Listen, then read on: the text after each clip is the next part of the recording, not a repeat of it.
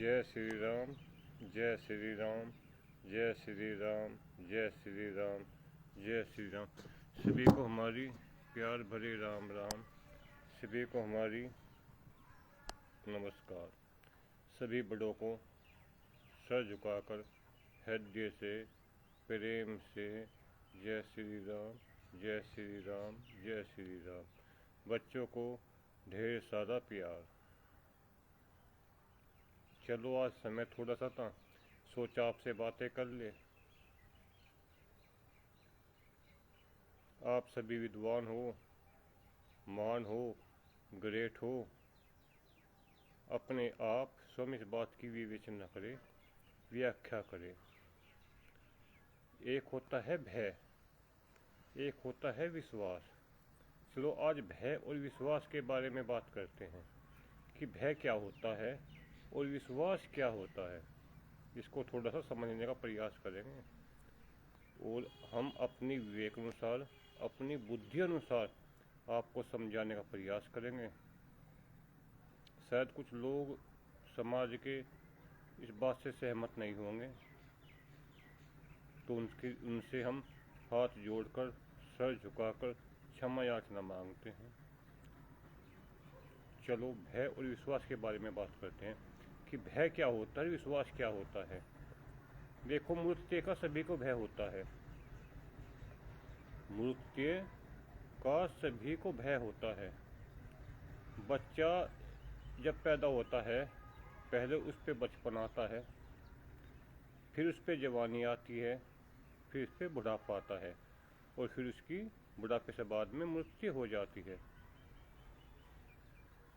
वैसे मृत्यु का कोई समय नहीं होता। वह बचपन में भी आ सकती है, वह बुढ़ापे पे भी आ सकती है, वह जवानी में भी आ सकती है, किसी भी समय आ सकती है। मृत्यु का कोई समय नहीं होता। अब हर व्यक्ति मृत्यु से भयभीत रहता है। अगर मृत्यु के नाम को सुनकर ही वह भयभीत हो जाता है, अगर कहीं उसने किसी की मृत्यु भी देख ली होते हुए तो भी भयभीत हो जाता है। मृत्यु से इतना भय खाता है, अपनी मृत्यु के बारे में सोच के भी वह भयभीत हो जाता है। मान लीजिए बीमार पड़ गया, कहीं कोई ऐसे समय दुर्घटना हो गई और उसको देखने लगा कि अब कुछ समय बाद आपकी मृत्यु निश्चित है, तो वह भयभीत रहता है। अगर उसने किसी दूसरे की मृत्यु देख ली तो भी भयभीत रहता है।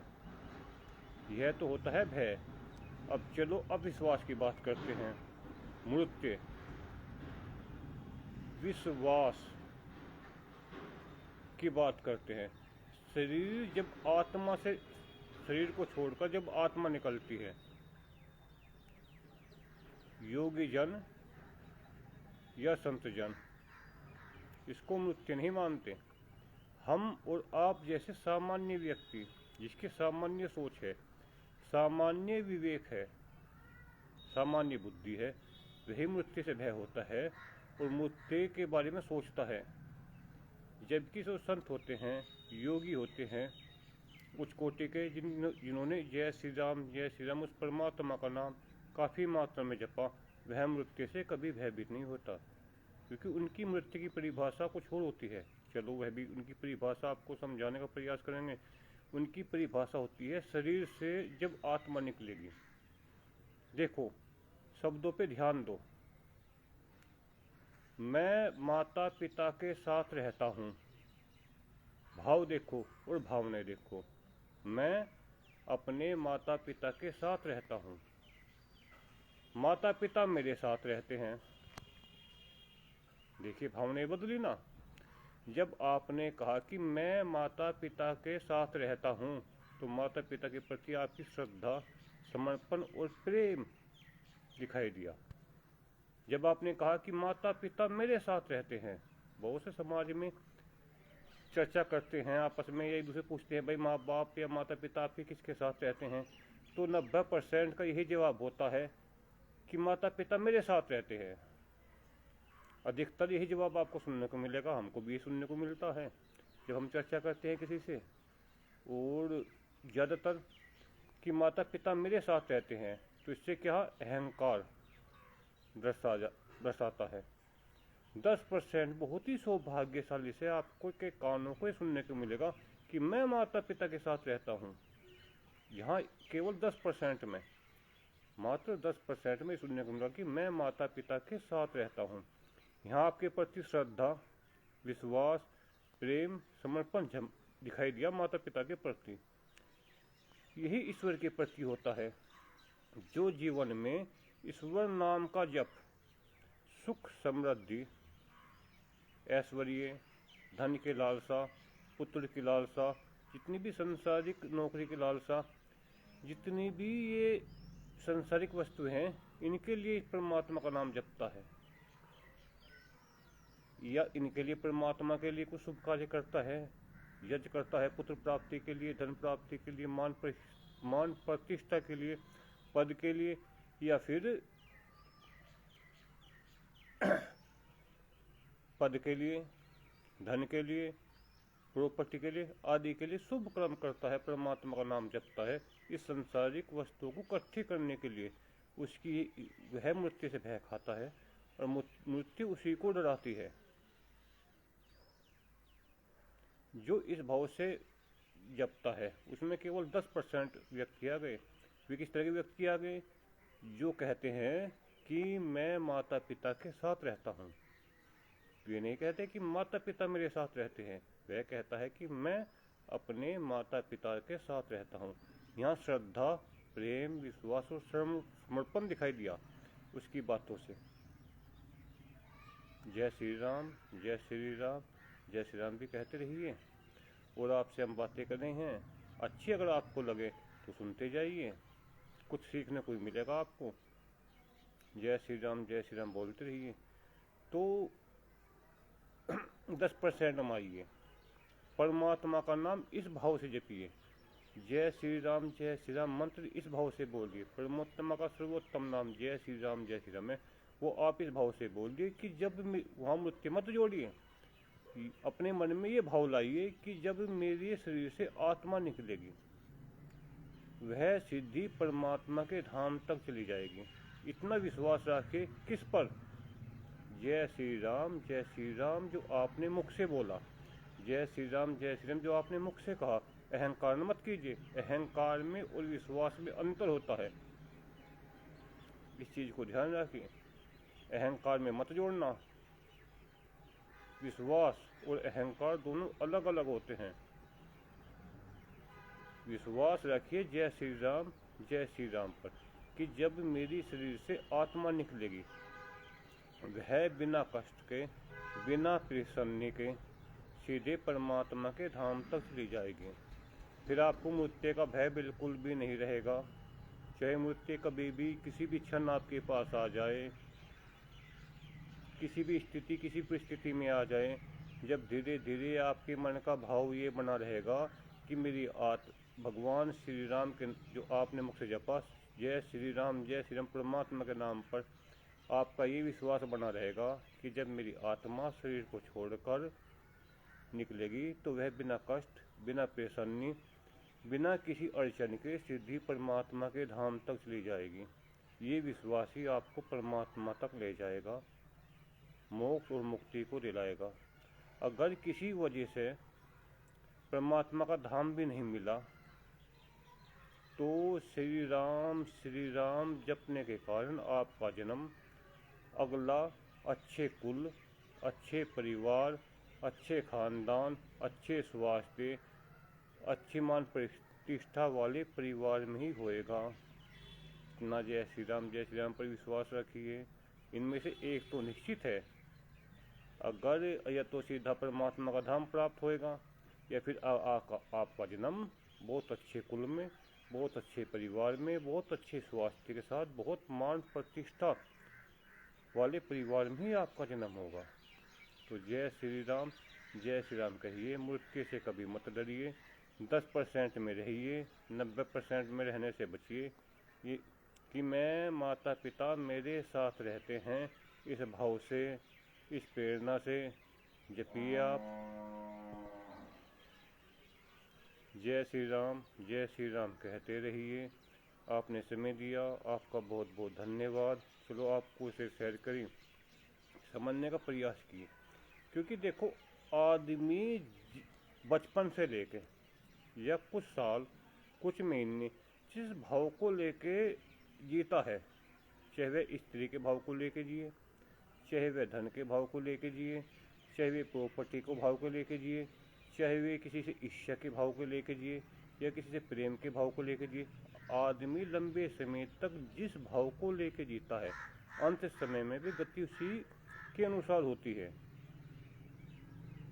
और जब आपके मन में, जब भी आप जय श्री राम बोलोगे, जय श्री राम कहोगे, जब आपके मन में धीरे धीरे, देखो प्रयास करते रहना चाहिए, प्रयास से ही तो सफलता मिलती है, सफलता एक दिन में नहीं मिलती।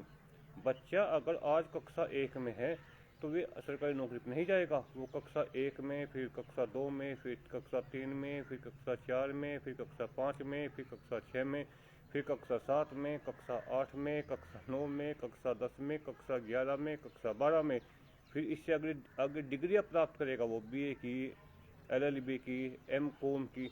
देखो, उसने 14-15 साल पढ़ाई करी, जब उसको सरकारी अच्छी पोस्ट मिली महात्मा जी, कक्षा 1 से, नर्सरी से उसने कम से कम 16-17 साल पढ़ाई को दिए, जब उसको अच्छी पोस्ट मिली। अगर वो कक्षा 5 में, कक्षा 6 में, कक्षा 7 में, कक्षा 8 में पढ़ाई को बीच में छोड़ देता है, किसी परिस्थितिवश, धन संबंधित, पारिवारिक संबंधित, सामाजिक संबंधित या अस्वस्थता के कारण कोई भी उसके जीवन में प्रॉब्लम आई और उसने पढ़ाई छोड़ दी, तो वह फिर दिहाड़ी करेगा किसी की 500 रुपये की, उसको अच्छी पोस्ट, IPS वगैरह की अच्छी पोस्ट नहीं मिल पाने की। यही परमात्मा की बात होती है कि हमारे जीवन में कुछ भी परिस्थितियाँ आए, कुछ भी विकट से विकट समस्याएं आए, हमें अपना भाव बिल्कुल भी नहीं छोड़ना और प्रयास करते रहना है कि इसी भाव से जय श्री राम कहे कि जब आपकी आत्मा इस शरीर को छोड़कर निकले, वह सीधी परमात्मा के धाम तक जाए। जय श्री राम, जय श्री राम, जय श्री राम बोलते रहिए, जीवन का आनंद लेते रहिए। क्योंकि आदमी लंबे समय तक जिस भाव के साथ जीता है, अंत में गति उसकी वही होती है। जब आपका लंबे समय तक यही भाव बना रहेगा, जय श्री राम, कि मेरी आत्मा, मृत्यु को भूल जाओ। मृत्यु तो मुख से कहना ही नहीं कि तुम्हारी मृत्यु होगी, शरीर को छोड़कर आत्मा को निकलना ही सामान्य स्थिति में मृत्यु कहा जाता है, और शरीर को छोड़कर आत्मा का निकलना ही योगी जनों के मुख से मोक्ष या मुक्ति कहा जाता है। इसलिए ये भाव लाइए, मृत्यु को बिल्कुल मत डरिए, न भय खाइए। जय श्री राम पर विश्वास रखिए कि आपकी मृत्यु नहीं होगी, आपकी सीधी मुक्ति होगी। मृत्यु की जगह मृत्यु और मुक्ति दोनों की राशि एक ही होगी। मैं से मृत्यु और मैं से मुक्ति, मैं से मृत्यु और मैं से मोक्ष, राशि तो एक हो गई। 90% में नहीं, 10% में आइए तो ईश्वर के प्रति श्रद्धा विश्वास से जय श्री राम कहिए और मृत्यु से भयभीत मत होइए। जय श्री राम के प्रति विश्वास रखिए। आप सभी ने समय दिया, आपका बहुत बहुत धन्यवाद, बहुत बहुत आभार। अगर हमारे शब्दों से किसी बच्चे को, किसी बड़े को या सामाजिक व्यक्ति को या किसी को भी, चाहे वो इस लोक का है या वो परलोक का है, जहाँ तक हमारी वाणी जा रही है, अगर उसको किसी प्रकार से हमारे शब्दों से हानि पहुँची है या ठेस पहुँची है, तो हम सभी से, इस लोक से भी और परलोक से, सभी शक्तियों से क्षमा याचना करते हैं। आप सभी से भी क्षमा याचना करते हैं। आप हमें क्षमा करने की कृपा करें। आप सभी विद्वान हैं, सभी पढ़े लिखे हैं, सभी ग्रेजुएट हैं। इसका प्रयास करें कि मन में जीवन भर मृत्यु का भय लेके जिए या जय श्री राम कहते हुए मुक्ति और मोक्ष का भाव लेके जिए। जैसा आपको उचित लगे आप ऐसा करें। हम तो आप सभी के लिए प्रार्थना करेंगे कि आप अधिक से अधिक जय श्री राम बोले, उस परमात्मा की प्राप्ति तक पहुँचे, उस धाम तक पहुँचे। जय श्री राम। आपने समय दिया, आपका बहुत बहुत धन्यवाद, बहुत बहुत आभार। कल फिर किसी नए टॉपिक के साथ आपके सामने आएंगे। जय श्री राम कहते रहिए, जय श्री राम, और इसी भाव से कहते रहिए। अगर आपको सुख और समृद्धि चाहिए, आपको कुछ भी चाहिए, तो ईश्वर ने आपको बुद्धि दी है, आपको विवेक दिया है, आपको स्वास्थ्य दिया है, आपको अच्छे दोस्त दिए हैं, आपको अच्छा परिवार दिया है, आपको अच्छे सगे संबंधी दिए हैं, आपके अच्छे मिलने वाले व्यक्ति हैं। उनसे संपर्क करिए, शरीर से मेहनत करिए। शरीर से मेहनत सुख, समृद्धि और सांसारिक सुख को पाने के लिए, और मन से मेहनत परमात्मा को पाने के लिए करते रहिए। परमात्मा का नाम इससे मत जोड़िए कि परमात्मा मुझे है सुख और समृद्धि दे। परमात्मा ने सांसारिक सुख पाने के लिए आपको ये शरीर दिया है। इस शरीर से सुख और समृद्धि पाने के लिए प्रयास करिए और मन को परमात्मा से मिलाने का प्रयास करिए। जब भी मौका मिले जय श्री राम जपिए, जय श्री राम कहिए। सोते जागते, उठते बैठते, चलते फिरते, जब भी आपको समय मिले जपिए। कहे के लिए? मुक्ति के लिए, कहे के लिए परमात्मा के धाम के लिए, कहे के लिए मोक्ष के लिए।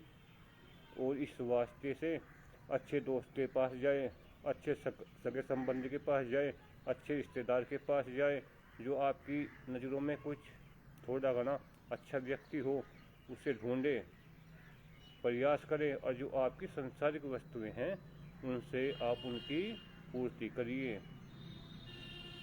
बस जय श्री राम तो आपको सीधा मन से जपना है।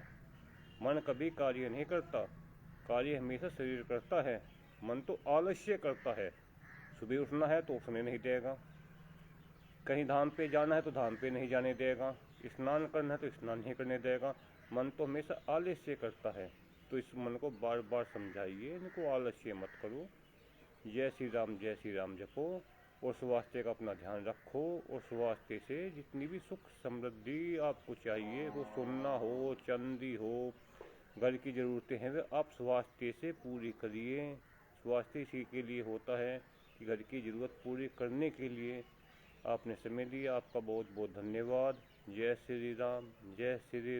कल फिर नए टॉपिक पे मिलेंगे, फिर आपसे चर्चा करेंगे। जय श्री राम। सभी को, छोटों को, बच्चों को ढेर सारा प्यार, बड़ों को सर झुकाकर हृदय से प्रेम से नतमस्तक दंडवत प्रणाम। अगर किसी को हमारे शब्दों से कोई कष्ट, कोई परेशानी, कोई दुख हुआ हो तो उसके लिए क्षमा याचना, वह आप हमें क्षमा करें। किसी भी विशेष कार्य को करने के बाद सामने से क्षमा याचना जरूर मांगे। चाहे धाम पे जाने से पहले उनका स्वागत करें जय श्री राम बोलकर, और आने के बाद सर झुकाकर क्षमा याचना करें। हो सके आपके शब्दों से, आपके व्यवहार से किसी प्रकार की उन्हें हानि हुई है तो आपकी क्षमा मांगने से मन उनका कुछ हल्का हो जाएगा। तो सभी से क्षमा याचना, पुनः क्षमा याचना। आप सभी क्षमा करें।